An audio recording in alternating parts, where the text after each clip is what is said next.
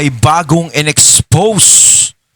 100 billion per year ang ninakaw. Naku po, kung ano ito. Ayan, syempre itong balitang ating matutunghayan ngayon ay nagmula kay Malacanang Watch 2024. At ito po ang inyong lingkod na si BT na magbibigay ng reaksyon at komento dito sa video na ating matutunghayan ngayon.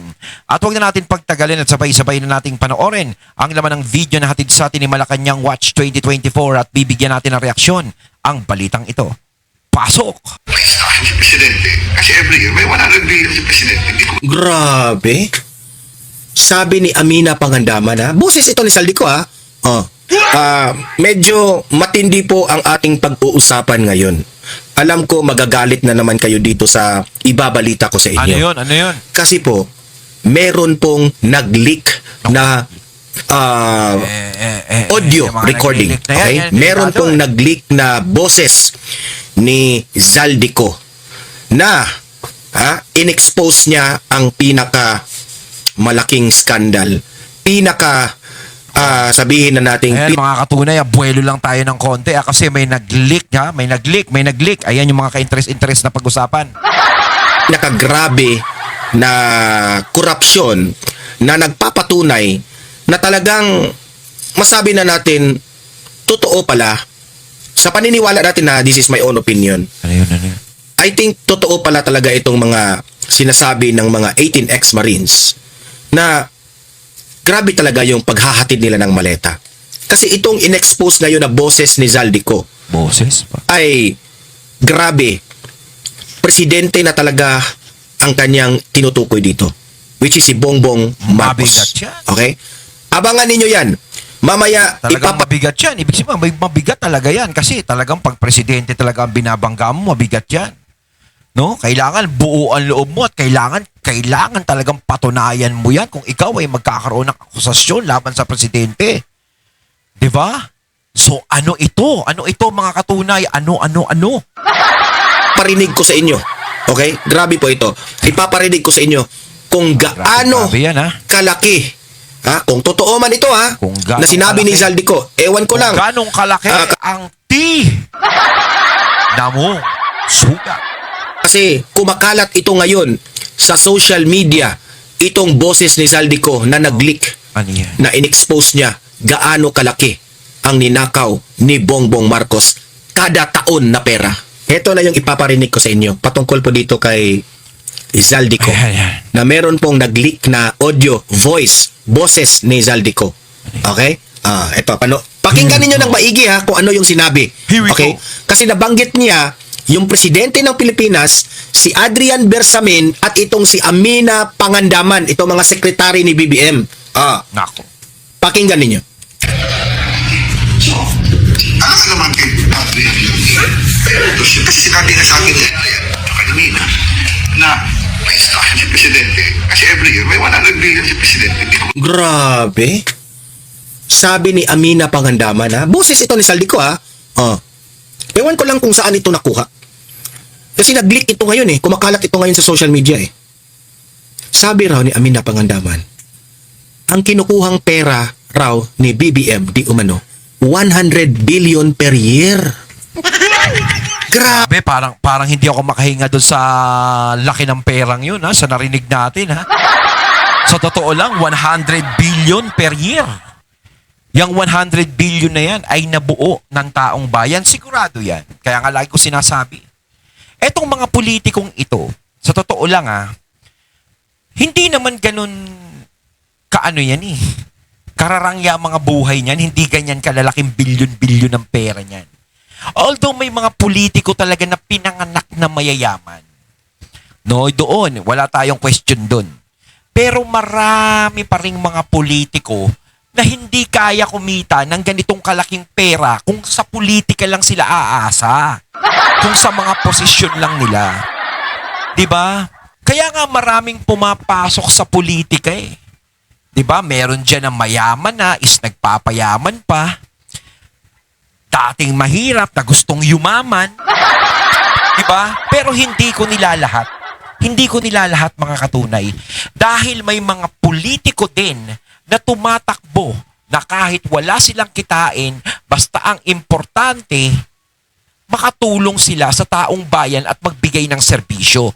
Yun yung mga dapat pinapalakpakan. Pero parang mas lumalamang pa rin yung mga tao na mayaman na gustong magpayaman at yung mga mahirap dati na gustong yumaman. Ganyan yan. Yan ang politika. Ang politika kasi ako nagiging paniniwala ko dyan, bihira lang talaga tayo makakakita, no, bilang lang sa daliri natin ang mga politiko na talagang hindi sumasamba sa pera. At ang inuuna nila ay ang taong bayan. Pero parang mas marami pa rin sa kanila ang talagang nagiging gahaman pagdating sa pera. Kasi kapag ikaw nandiyadyaan ka sa politika, pag nandiyadyaan ka na sa pwesto, malapit ka na sa tukso. Kumbaga kay Ebat Adan, maraming mansanas na nakakalat dyan na pwede mong kagatin. Masyadong nakakatukso kasi napakasarap ng pagkakahain sa'yo. Napakasarap pag nakita mo. Ganyan yan. Nasa sa'yo na lang kung iiwas ka o hindi. Kung talagang ang puso mo ay malinis. Kung ang intensyon mo sa taong bayan ay totoo. Talagang hindi mo kakagatin kung ano man yung masasarap na nakikita mo. 'Di ba? Pero sinasabi ko nga, nabibilang natin sila sa daliri. Sabi ka, BBM? BBM, sagutin mo ito, BBM. Totoo ba? Oo. Binubulsa mo ang 100 billion per year? Sagutin mo ito, BBM. Sagutin mo ito. Tama Hindi yung sinasabi ni Sir Donmar. Ako, hindi ko inaakusa si BBM. No? Ang sinasabi lang dito ni Sir Donmar at itinatanong ko rin, totoo ba ito? Dapat sagutin niya to ng maayos. Huwag naman yung da. Huwag yung ganun, ha? Yung parang, kasi, da. Yung kala mo nagchachapi yung kausap. Huwag yung ganun, ha? Kailangan sagutin niya yung issue niya yan kasi talagang mabigat yan. 'Di ba? Kasi talagang 100 billion per year. Hindi biro-birong halaga yan. Parang talagang, ano to? Inuubos na ba yung pera ng taong bayan? Na kapag dumating yung indulto, wala na tayong bubunutin. Mga mukha na lang tayong kawawa.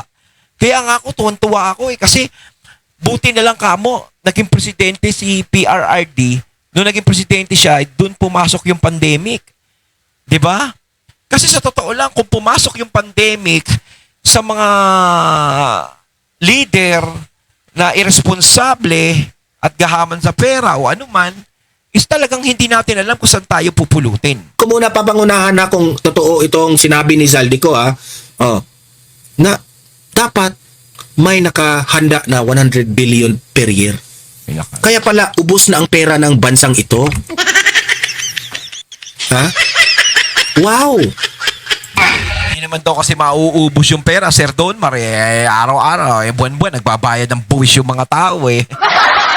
Sabi yun, every year, pati 2026 may 100 billion. Pati 2026, may 100 billion. Grabe. Ako I hope naman. na itong boses na ito, AI ito. I hope AI ito. At saka sasabihin nila talaga AI yan. Sa akin nga, I hope na AI nga naman din, no? No, kasi hindi naman kaagad tayo maniniwala sa ganyan.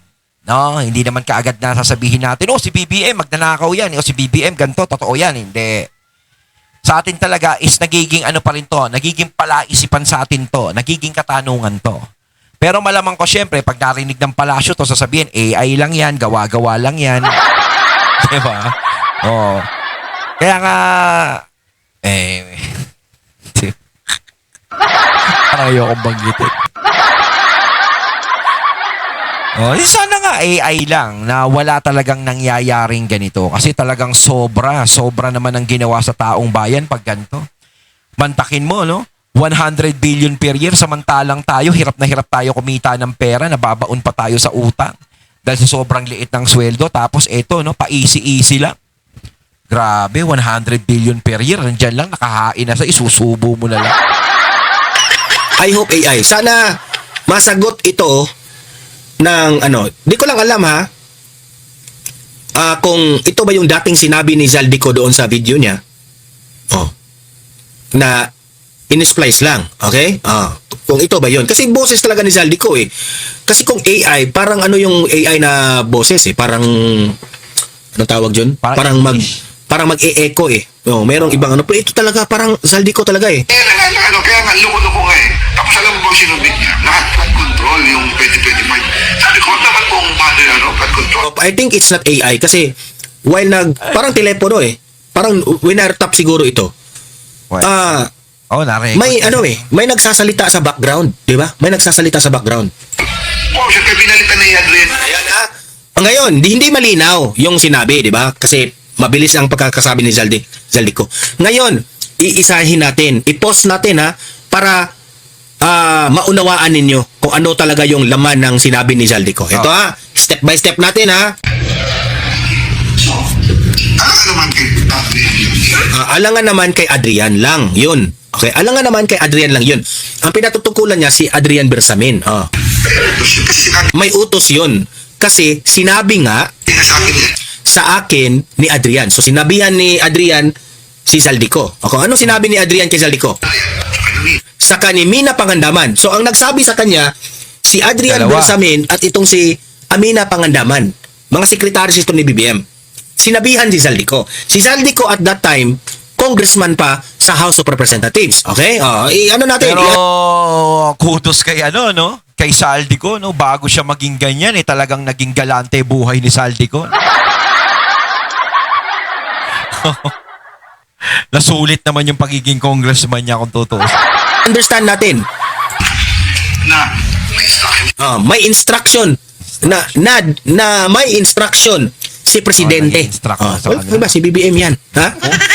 Anong instruction ni BBM? Ayan mapayag ka ba dyan, Auntie Claire? Sagutin mo na yan. Ito po, video ito ay talagang lang to, AI lang. Sa mga gustong manira, mga ganyan.